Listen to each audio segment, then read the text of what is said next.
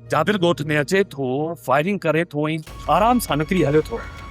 ऐं सोट तूं पंहिंजनि हमराहनि सां सुकून जी निंड सुतो पियो आहीं। अहिड़ी का बि ॻाल्हि न आहे सोट। असां जाबिर जो पोयां वियासीं पर हू त निकिरी वियो। जाबिर खे ॻोठ मां तड़े कढण वारो सावल आहे। जेकॾहिं सावल जूं ते नज़र न पवे ऐं हू फायर न कनि, तव्हां सोट सुकून जी निंड सुता पिया हुजो। गलती थी वई बाबा साईं, ॿीहर अहिड़ी गलती न थींदी। रात जो ॻोठ जे ॿाहिरां पहिरो वधाए छॾियो। ॿीहर जेकॾहिं जाबिर ॻोठ में दाख़िल थियण जी कोशिश करे त हुनखे हितां ज़िंदा वापसि वञण न ॾिजो।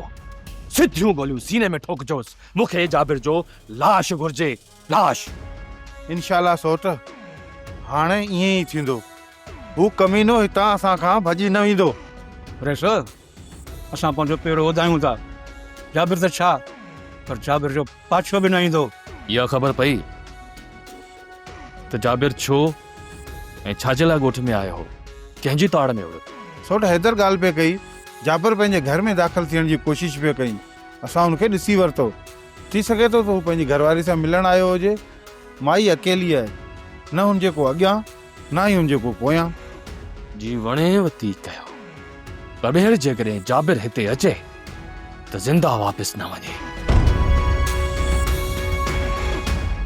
सब्सक्राइब कयो असांजो official YouTube channel Sindh TV HD drama ऐं वधीक अपडेट लाइ बेल आइकन खे क्लिक करियो।